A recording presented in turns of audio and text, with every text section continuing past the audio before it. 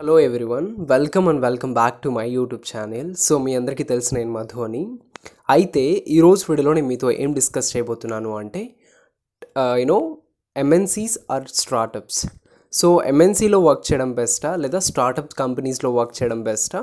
ఒకవేళ ఎంఎన్సీలో వర్క్ చేస్తే మన ఫ్యూచర్ ఎలా ఉండిద్ది అండ్ స్టార్టప్స్లో వర్క్ చేస్తే ఫ్యూచర్ ఎలా ఉండిద్ది అనేది నేను ఈరోజు వీడియోలో డిస్కస్ చేస్తున్నాను అనమాట. సో ఫ్రెండ్స్, మీరు కనుక నా ఛానల్కి ఫస్ట్ టైం వచ్చినట్లయితే నా పేరు మధు అన్నమాట.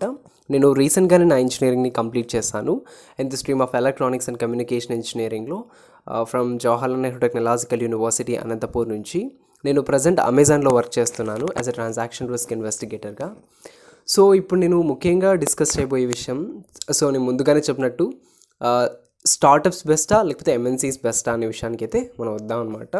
సో స్టార్టప్ కంపెనీస్ అంటే వెరీ తక్కువ స్ట్రెంగ్త్ ఉంటుంది అండ్ అవి రీసెంట్గానే స్టార్ట్ చేసింటారు అండ్ వాళ్ళు కొన్ని క్లయింట్స్ కోసం అయితే వర్క్ చేస్తూ ఉంటాయన్నమాట. సో ఎంఎన్సీస్ అంటే చాలా పాపులర్ ఉన్న కంపెనీస్ అండ్ చాలా కంట్రీస్తో టైఅప్ అయి ఉంటాయి అండ్ చాలా బ్రాండ్స్తో కూడా కొలాబరేట్ అయి ఉంటాయి and different parts of the country different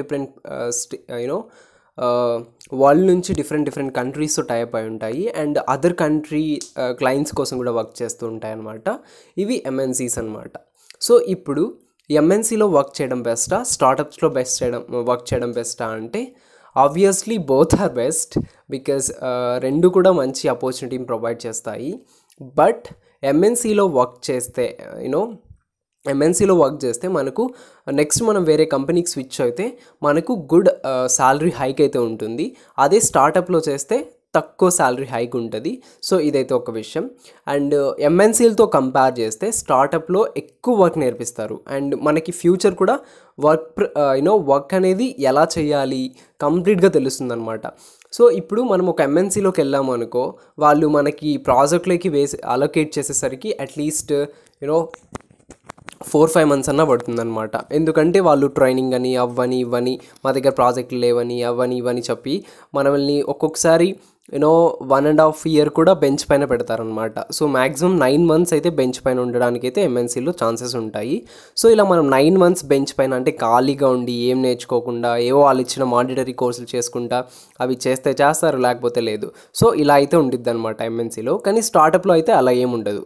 startups అంటే వాళ్ళు చాలా ఫాస్ట్గా గ్రో అవ్వడానికి ట్రై చేస్తుంటారు.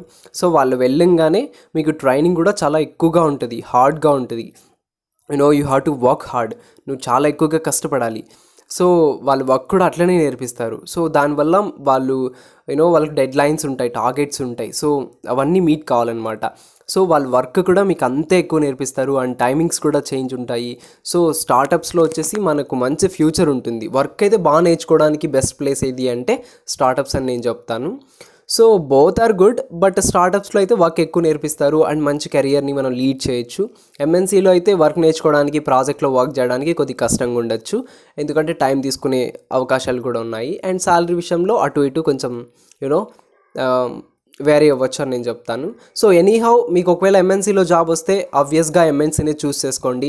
ఒకవేళ మీకు ఎంఎన్సీలో జాబ్ రాలేదు, ఇంకా టైం పడుతుంది ఆన్ బోర్డింగ్కి, ఇంకా మాకు ప్రాసెస్ అంతా కంప్లీట్ అవ్వడానికి ఇంకా కొంచెం టైం పడుతుంది అనుకుంటే స్టార్టప్స్లో అయినా కూడా జాయిన్ అవ్వండి. సో స్టార్టప్స్ కూడా చాలా అంటే చాలా బెస్ట్ కంపెనీస్ అని నేను చెప్తాను. సో ఈరోజు వీడియోలో డిస్కస్ చేయాల్సింది అనుకున్న విషయం ఇదనమాట. నేను చెప్పిన ఈ కంటెంట్ మీకు నిజంగా నచ్చితే ప్లీజ్ సబ్స్క్రైబ్ చేసుకోండి, అలాగే మీ ఫ్రెండ్స్ అండ్ ఫ్యామిలీకి కూడా షేర్ చేయండి. Thank you so much. మళ్ళీ ఇంకొత్త వీడియోలతో మళ్ళీ రేపు 7 o'clock కలుద్దాం. Until then stay tuned to my channel. Thank you.